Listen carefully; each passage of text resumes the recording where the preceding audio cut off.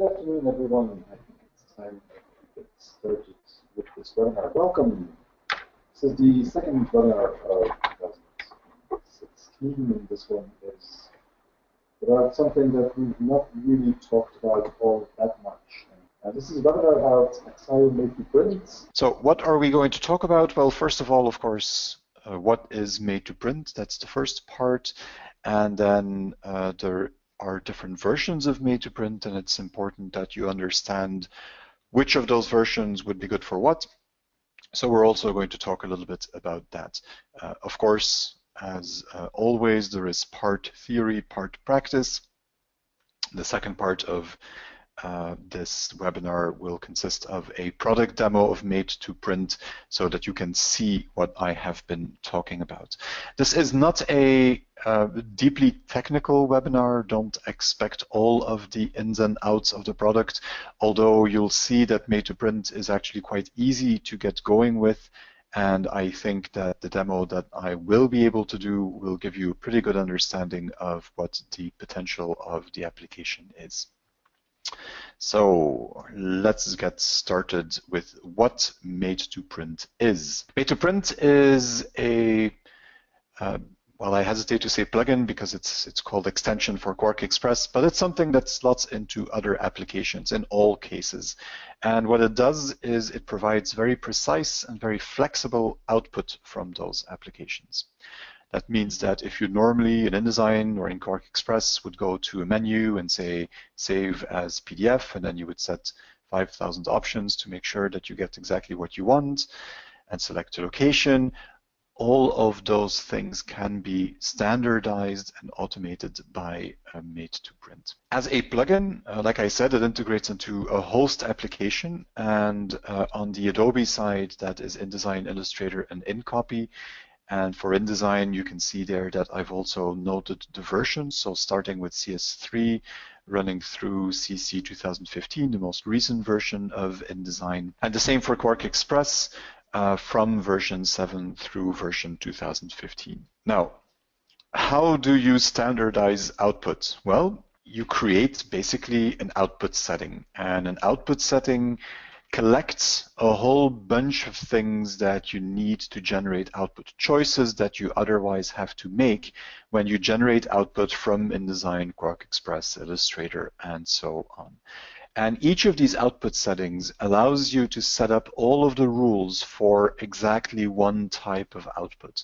If you want to output PDF, you'll create an output setting that generates PDF, or rather a particular type of PDF.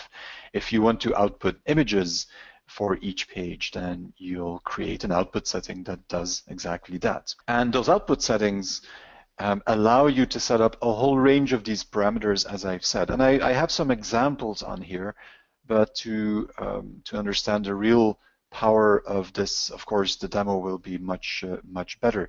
But to look over this, it starts with things that you can do before you actually start output. Things like pre-flight checks, updating images and links, updating fonts, and all of those things. So making sure that the document is actually okay before you start the real output process. Then there is the choice of the file format that you want, such as PDF or EPUB or images, whatever is supported by that application, and setting all of the options for that file format. And of course, this will be very different when you export a PDF file from when you export images or PostScript or and so on and so on. So that is really dependent on the file format itself. MadeToPrint also allows you to specify where the output should go, so the folder where it should go, either next to the InDesign file or Quark XPress file, or in a completely different folder. You can automatically create subfolders in there. So all of that can be specified. And the output name, the name that the output file will get, can also be totally specified. And you'll see that both the location and the output name will either be fixed, things that you choose, or they will contain or use tokens. And think of a token as a variable, so something that changes depending on the file that you're working on or on the date or whatever. And I'll give you a short example of that as well. And then if all of this flexibility is not enough yet, there is also the possibility to do pre and post processing. And these can be scripts, as is mentioned here, but there is also the possibility, for example, to use PDF Toolbox technology that is built into MadeToPrint. And you'll see that you can actually accomplish pretty neat things if you start thinking of generating a PDF file in the first step, and then in the same output setting also running a PDF Toolbox profile to do post-processing on that PDF document. So this is a pretty extensive list of things that you can do. I mentioned some of them here. I'll go in a little bit more detail when I look at the application and show you what the actual possibilities are. Now, one output set, as I said, corresponds to one particular file format. And what happens if you want to generate multiple output formats? I have an InDesign document or a Quark XPress document, and when I use this MadeToPrint menu, or when I click the button, I want to have a PDF file, and I also want to have thumbnail images, for example. Well, MadeToPrint comes with a concept of an output set, and an output set is really a group of multiple output settings. So I can create my output setting for PDF, I can create my output setting for thumbnail images, and then I put both of those in an output set. And with one click or one menu item, I am now able to generate standardized output for all of those different output settings. Okay, so it's really all about standardization and making it easier to very consistently get the output, the result that I want. And well, if I go through all of this trouble of creating output settings and output sets, then it's only logical that these can then be exported and can be shared with others. So if you work in a company and there are 10 people generating outputs, these output settings can very easily be created once and then distributed so that everyone does the exact same thing. You'll see that there are other possibilities to think about automation and multi-user environments and so on. But of course, even on a basic level with output settings and output sets, you can simply export those and distribute them to others. Okay, so let's step away from PowerPoint for a second and go to InDesign. What I'm running here is InDesign CC 2015. As I've said, MadeToPrint will basically work from CS3 all the way up to this most recent version, so there is no problem there. I'm running this on a Mac. It is also Mac and Windows compatible, so basically whatever environment you have, it will probably simply work.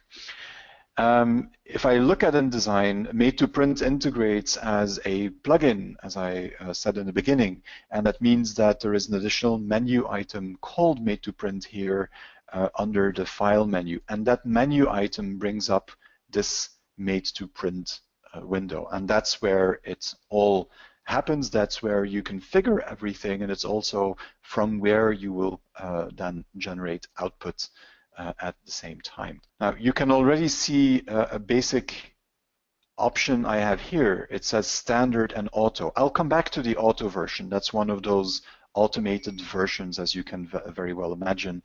But we'll start by looking at the standard MadeToPrint tool before talking about the automation possibilities. So when I look at standards, I see a list of items that already have been created, and then I have an edit button at the bottom. The standard MadeToPrint window is made to select something and then say print, and that will generate output. If I want to see which output settings I have, if I want to create new output settings or output sets, then what I need to do is click the edit button, and then the window expands and I get my list. I get a number of management buttons at the top, and then if I select something, I'll get all of the editing possibilities. Everything that has a little folder icon in front of it is an output set. So this is one of those groups of settings. And everything else has the icon of the file format that it will actually generate. So these are output settings. And if I select one of them, then you can see that it has this one, the one I have selected now, has a PDF icon in front of it. And when I go to printer to begin with, then you can see that I have selected PDF file as the destination format. That's why it has that PDF icon in front of it. So this is an output setting that will generate PDF files. One step back, let's take a look at the first category in here. So all of these, this whole list you have here, all of these are the different options that you can set for this particular output setting. And you can see that some of them have actually been grayed out, and that means that they are not relevant for what I am trying to use here. So if I generate PDF, for example, there is really no point for using Distiller in this case. If I would go to the one that outputs images, you'll see that the settings are very different. What I have selected here, what is grayed out and not, will be different. So whenever you create an output setting, you will actually only select, of course, the options that are relevant for that particular output setting.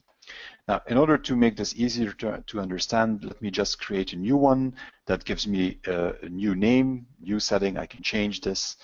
It is automatically set to active, and the priority is not set. I can play with this to make sure that some output settings have different priorities than others.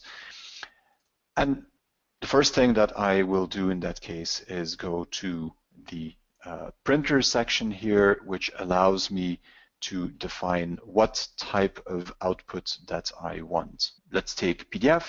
That's probably the most common one used still. Once I select PDF, I can no longer select a default or a printer here because I'm using the PDF export possibilities from InDesign, but I do have a setup button at the right-hand side. So once I have selected the file format that I want for this particular output setting, the next step would be to specify how that file format should be generated. So what the settings are for that particular file format. And for a PDF file, for example, that allows me to specify what the PDF setting would be.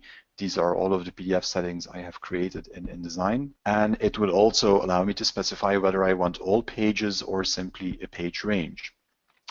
Now, if I change this to an image format, for example, and I go back to setup, then you'll notice that my options are completely different.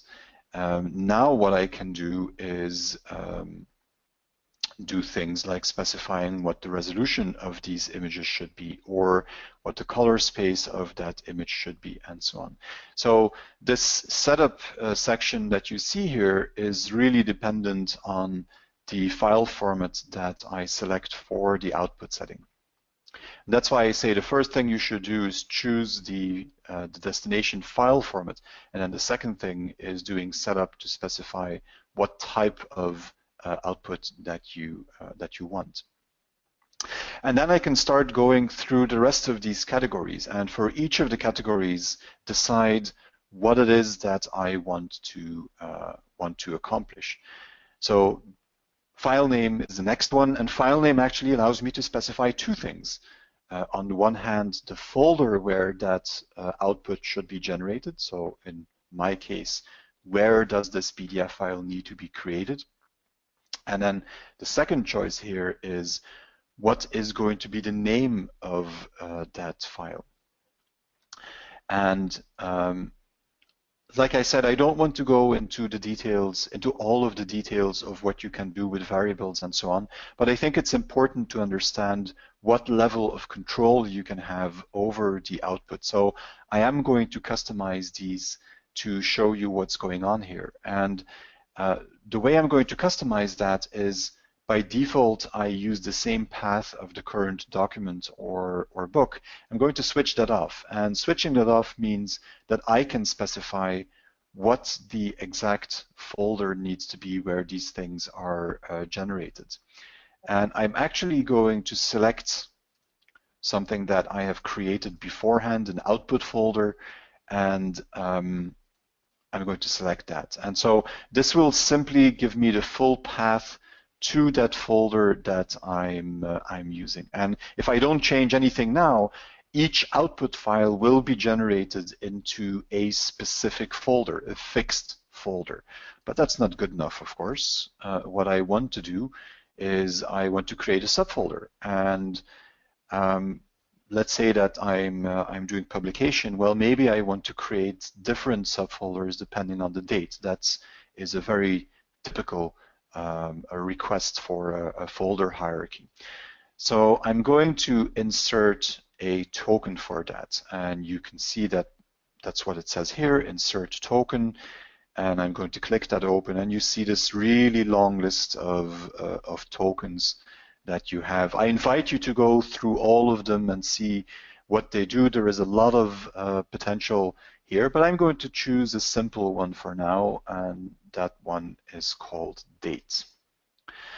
Now, using that insert token automatically puts the basic format for that token in my destination folder path.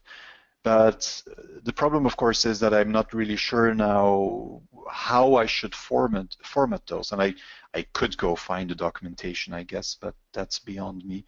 So I'm simply going at the bottom of this dialog box. I have some help that is built into it. And I'm going to select the same token there, date. And that gives me all of the explanation that I need to figure out how I need to fill this. And what I'm going to do is put the year in there, then a hyphen, and then the month. And okay, and then let's say that I'm generating PDF, so I want a further subfolder called PDF in there. I'm telling you that this is correct, but you don't have to believe me. There is a preview section here as well, and that preview evaluates whatever I put in this destination folder box and gives me a preview of what that would look like. So this is that output folder that I selected, and then the token will generate 2016-01, and then the PDF subfolder that I added at the end. So that looks like it's going to put things in the right spot for me. And that means we can move over to the name. This is actually more appropriate for images, so I'm going to remove that. And what I'm going to have here is I'm simply going to call this PDF. So the document name, which means the same name as my InDesign file has. The output file extension means give me the output file extension appropriate for the output format that I selected, PDF in this case. And I've added an underscore PDF.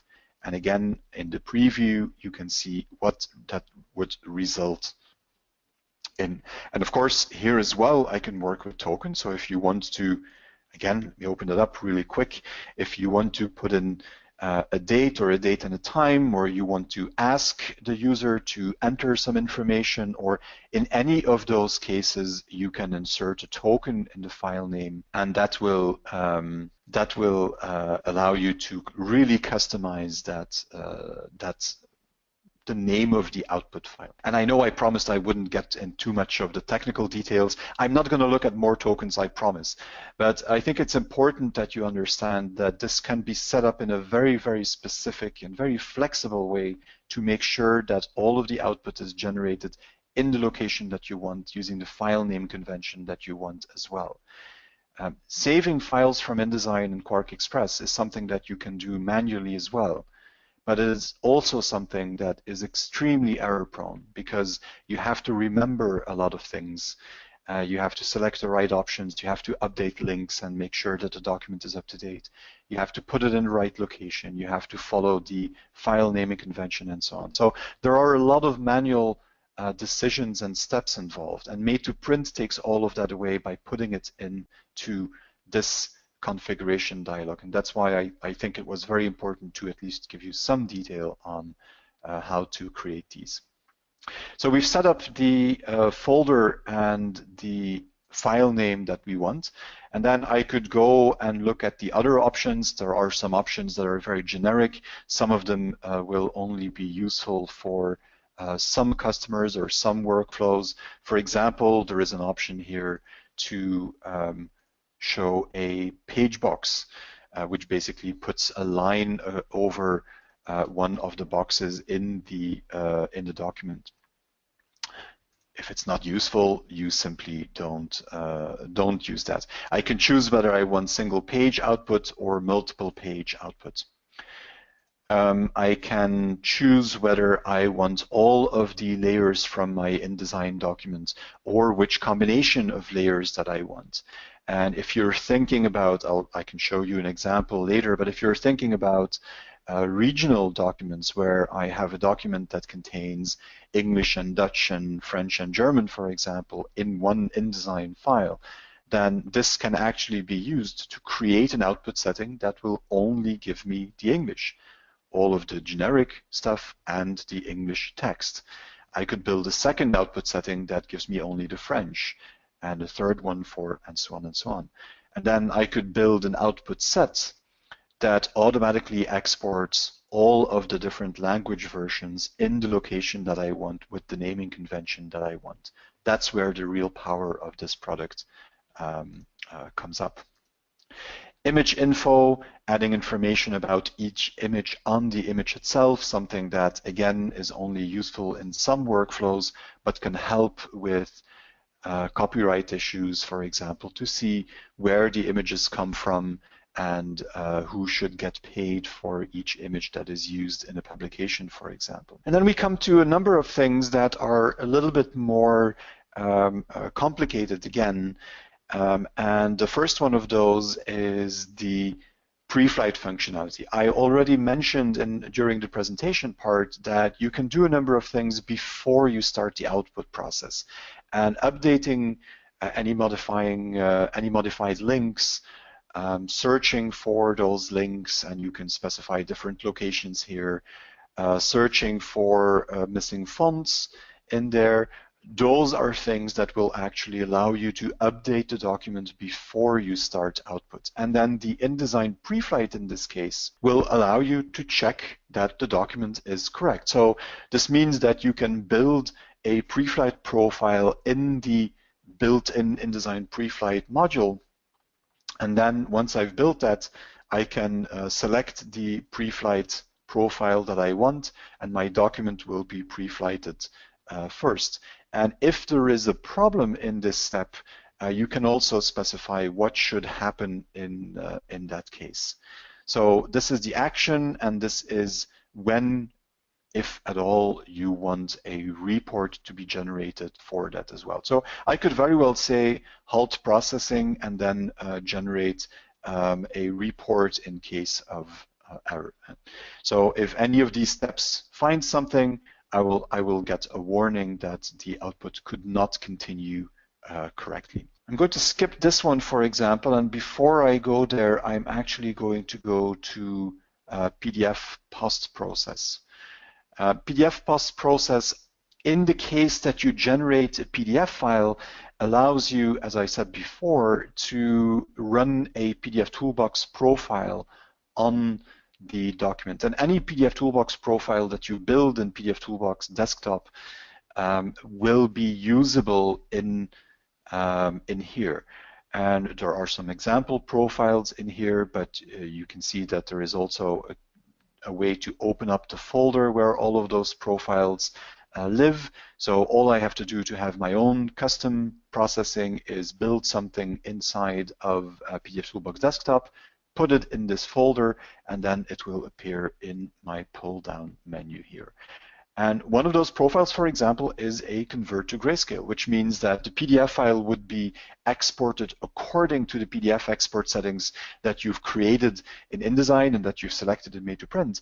And then once the PDF file is generated, this convert to grayscale profile will be run on it. So the final result would then be a grayscale PDF. But of course, you have many more options given the flexibility of PDF Toolbox. The imposition part that I skipped is very similar. The imposition engine that we're talking about here is the same imposition engine as the one that is available in PDF Toolbox. It is actually, again, PDF Toolbox technology that is built into MadeToPrint. And the idea, again, is the same. The PDF file will be exported first, and then these imposition setups will be used to create, for example, a booklet or some more complex imposition at the end. And the end result, the net result of my output setting in this case, will be an imposed document that I can then take to the next production step. I can also ask MadeToPrint to generate an InDesign package. In that case, I have the same options of where do you want to save that folder, what will be the name of that package, and so on. And you have some options to decide what type of information should be packaged in there.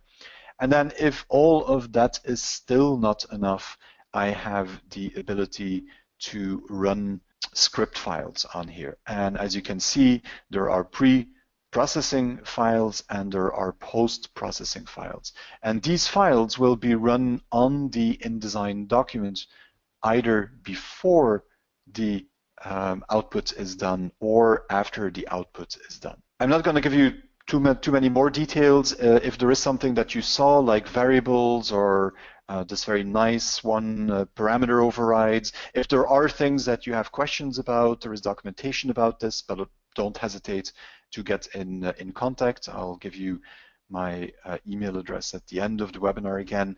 Don't hesitate to get in contact and simply ask. But as far as the basic setup goes, well, you've actually had a pretty thorough introduction already. And this should be enough to start building those settings that you need. And actually, I've prepared 3 of them for this webinar. One is called PDFX1A, and you'll see that it does PDF files and then some other choices. And then the other one, the second one, is PDF X1A Grayscale, which uses a post-processing step. And then there is one for images. And in all cases, I've modified the folder where that output is going to be generated, and I modified the naming convention and so on as well. So what I can do here is, let me make sure that we can get back to this. I'm probably not going to be fast enough. MadeToPrint is faster, but we'll see. What I'm going to do is, instead of exporting a single one of these, I'm going to go into this folder called webinar, and I'm going to say print. And I'll show you afterwards how I built that. But let's look at the result first of all. As you can see, where this folder was empty before I started, I now have a date, a new subfolder that has as a name the date of today, and then under there I automatically have a subfolder created called images, and in there is a thumbnail image that I asked for, and then I have a PDFX1A file that was exported, and I have a gray version, so the same PDFX1A file, but then post-processing by the PDF Toolbox engine. And as you saw, I only did print once, but in the end, I got 3 different output files, and I got those output files in 2 different folder locations and a folder location which is dynamic as well. So one click, many different output formats. And because of the way MadeToPrint is built, so if I go back here and I select webinar and then I go to edit, because of the way this is built, this output set that I created allows me to put in as many output settings as I want. If I also want EPS, I could say add, select the EPS output setting, put that in there, and I can even influence the order in which these will be generated. So once more, output setting is generating one particular file format, such as PDF or images, and then an output set is a group that outputs multiple output formats in one go, depending on what you need. I've seen examples where there are 15 different output settings in one of these sets that will work just as well. It will just take a little bit more time to generate everything, but it will work beautifully. So no matter how much different output you want to generate, no matter where that output has to be generated, what the naming convention is, MadeToPrint will allow you to set that up in a very, very straightforward way. Okay, so let's go back to my presentation for a second. And then the next question, of course, is this is already very, this can save quite a bit of time because of the fact that you don't have to figure out what the settings are for the 5 different output types you need every time and type it in and so on. So this can already save quite a bit of time. But the next obvious question is, can I automate this in some further way? And I wouldn't ask the question if the answer wasn't yes, of course. What I've shown you so far is called MadeToPrint standard, and that is manual processing. I set up these output settings and output sets, and I eventually click print if I want to generate output from those. And it works the same in Quark XPress, InDesign, Illustrator, InCopy, fully manual. But there are a number of additional ways you can harness the power of MadeToPrint. And the first one is called MadeToPrint Auto, and you've seen that auto functionality in the same window that I had open. I will demonstrate it as well shortly. But MadeToPrint Auto is basically the same functionality, but it uses hot folders. It can also integrate with InFocus Switch, for example. So it's the same functionality of having these output settings and output sets. But instead of clicking the print button, you have a hot folder. I put either the file or a shortcut, a link to the file in that hot folder, and then the output is generated for me. MadeToPrint Auto, and this is an important one to understand once we start talking about server, MadeToPrint Auto is still a plugin for Adobe InDesign. So there will be a version of Adobe InDesign open. You will set up your hot folder sets in that version of InDesign using MadeToPrint, and then you will click Go, and those hot folders will start processing. But all of the InDesign files are opened within InDesign, within this regular version of InDesign. The output is generated and then is put into the output folder. And the difference, of course, with MadeToPrint Server is that MadeToPrint Server integrates with Adobe InDesign Server. And that gives you a number of advantages, including the fact that InDesign Server is a real server application. It can do multiple things at the same time, which is not the case with the regular version of InDesign. So from a performance point of view, this gives you a number of additional benefits. Of course, other big difference is that we're talking about InDesign Server, and from a commercial point of view, from a cost point of view, the cost of InDesign Server is significantly more than the cost of Adobe InDesign itself. But that's MadeToPrint Server, again the same functionality, but this time integrated within InDesign Server. And I will not show that today, but if there is enough interest, we will be more than happy to set up another webinar focusing specifically on that. There is also the possibility to integrate this into other systems. And automation systems is a first and obvious candidate.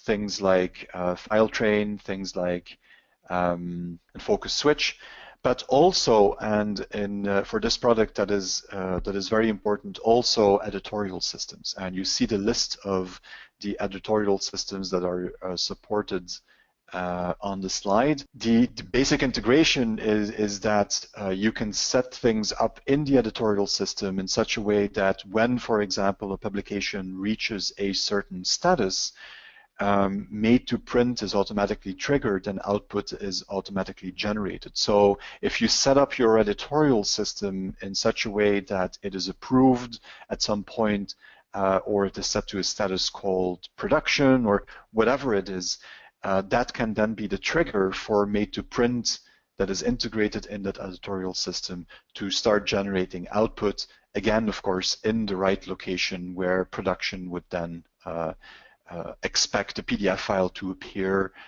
for example. So that's an even quicker way of integrating InDesign, MadeToPrint, and a way where you basically don't need to do anything anymore from a user point of view. You simply have to move the publication along in your editorial system as you would normally do, and the output process is going to be taken care of automatically for you. So, like I said, I am not going to show the integration into an editorial system today. I'm also not going to show the server, but I am going to talk about the auto version. And for that, I'm returning to InDesign, and in that MadeToPrint window that we've used before, where you have these output settings and output sets, at the top, you have standard and auto. And if I switch between those two, you'll see either your output settings and output sets, or if I go to auto, you'll see the hot folder setups that I have defined. And how do you work with this? Well, exactly the same as what I've done for standard. I go edit button at the bottom of that dialog, and that shows me all of the properties for that hot folder setup. And I have a name, of course, just as before. Again, and this can be quite important for hot folders, I can set up a priority here, which means that a particular hot folder might get priority over other hot folders in the list. And then I set up actions to be taken. And if I click open that list, you'll see that I have all of the output settings and all of the output sets that I defined previously. So if I only want to generate a grayscale PDFX1A file with this hot folder, I select the output setting for that. If I want to generate everything that I've shown in the previous demo in MadeToPrint standard rather, I select webinar, and because this is an input set, I can go back to standard very quickly to make sure. So this is my output set rather, collection of things. Because this is an output set, I will now have a hot folder that generates multiple output files every time I put something into that folder. And then if I go to folder, I can see where the input folder is. You can choose that here. I can also simply copy paste something in here. I have a turbo button to automatically set up input, output, and error all at the same time so that I don't have to create folders for it. But basically, I specify an input folder where the input InDesign file will be dumped in. I specify an output folder where the output could be generated. That is, if my output settings don't choose a different output location, of course. And I can specify a error folder in case something goes wrong. Now, the output folder will, of course, also be used to put the document that I put in the input folder as well. So that is moved from one to the other, except when I say delete that. And I have a basic scan interval, which tells me how frequently that output folder will be checked. And that's basically what there is to it. You can see that I have more possibilities again here with scripting. Way too technical. I'm not going to go into detail on that. But again, here you have the ability to set this up very flexibly and make it do exactly what you want it to do. So name and priority, the action I want to take, and the folder. And that's basically all there is to it. Once I have done that, I can say close. I'm not going to save changes in this case. I have my output, and then I can say start. And once I say start, that will start monitoring the hot folder that I have defined. I say hot folder. Of course, you can have as many of these as you want. I simply need to create a new one, set up what I want, set up where the folders are, and I am good to go. I haven't really talked about that when I was talking about standard, but very quickly let me show you that I can duplicate an existing setup, which is very useful. For example, if you do these kinds of things, where you have settings, output settings that are almost the same with a detail that is different. Same here. The only difference that I have here is the layer setup for the different output settings. So you can simply duplicate the output setting and then modify whatever detail you want. And I also have the import and export buttons to take one of these output settings and export them so that I can share them with someone else. When I said in the beginning there are multiple ways of automating this, well, I could use MadeToPrint standard and then make sure everyone has the same settings, of course, or I could go to auto and set up a hot folder setup and everyone just puts their files into the hot folder, or I could go for the server version, or I could integrate with the editorial system that I'm using. So as I said, many different options to accomplish the same goal. Okay, that's basically what I wanted to share today about MadeToPrint. I'll have a look at questions in a second. The only thing I still wanted to do here is to show you some useful things. First of all, you can find product information on the axaio website or on our website, 4P's website. We have all of the product information there. You'll find product documentation and so on and so on. Also, pricing is there. You can download trial versions from our websites. The trial is fully functional, just time limited. If you download a trial, make sure that you download it for the right version of what you have. MadeToPrint is dependent on platform, of course, different versions for Mac and Windows, and it's also dependent on the version of InDesign, Illustrator, InCopy, or Quark XPress that you have. So if you have CC 2015, you have to download MadeToPrint standard or auto for CC 2015. What you get in the demo version is always both the standard and the auto functionality. So you will be able to test creating output settings, creating output sets, and creating output with those. You will also be able to set up a test hot folder and see whether that would work in your environment, how long the processing takes, and so on. The demo version, the trial version, is ideal to play with all of that and test whether that will work. Okay. Let me see if there are any questions. I think most of those have been answered already.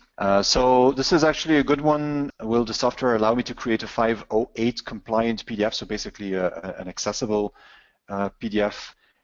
No, not really. You can pre-flight, of course, because you have the pre-flight profiles from PDF Toolbox built into MadeToPrint, but pre-flighting a PDF will unfortunately not be able to convert that output automatically into an accessible PDF file. That's not something that can be done without also adjusting the native document. So you need to do a number of things at the level of InDesign or Quark XPress in order to then be able to export and get a good accessible PDF file.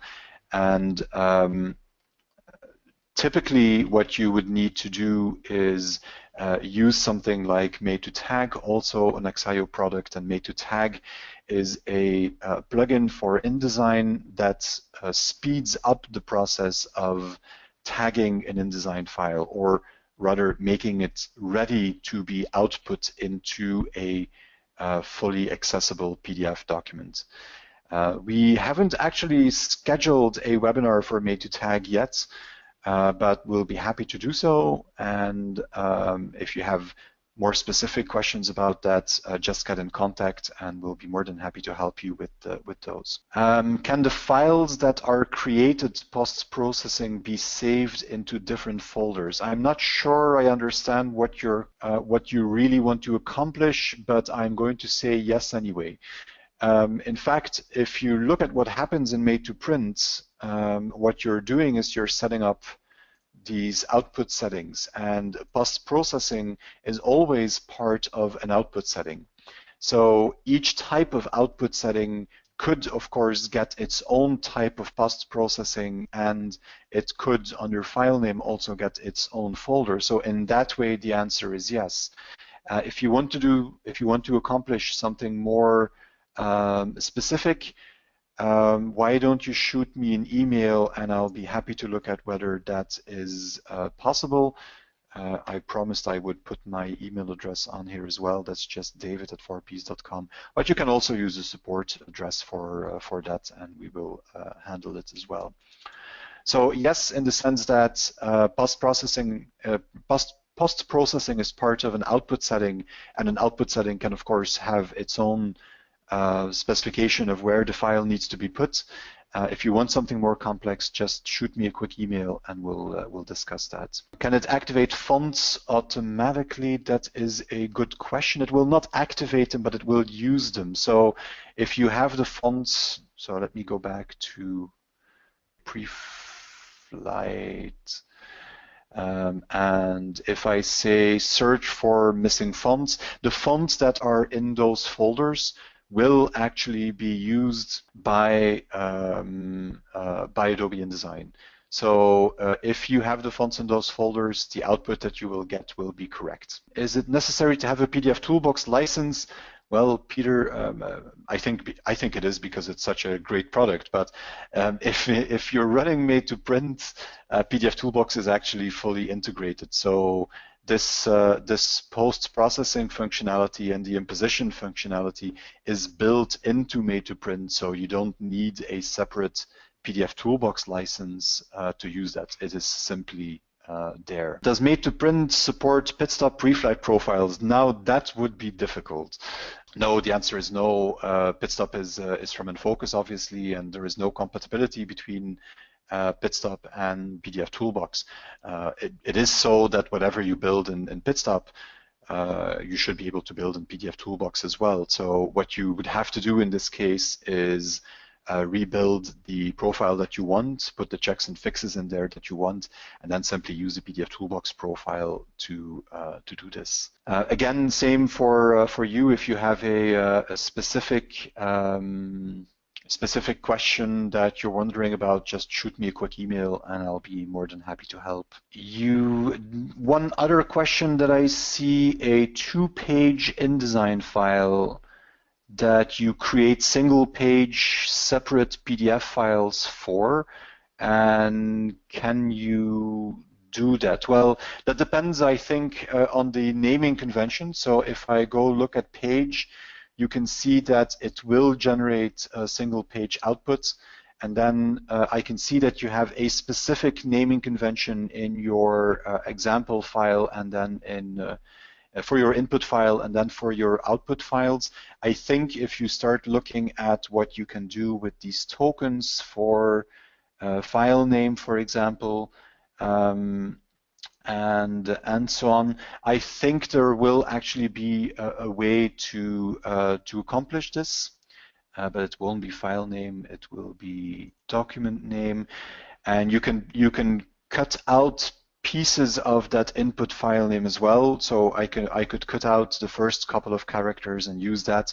So I think with a clever combination of different tokens, you could even get the exact naming convention that you want.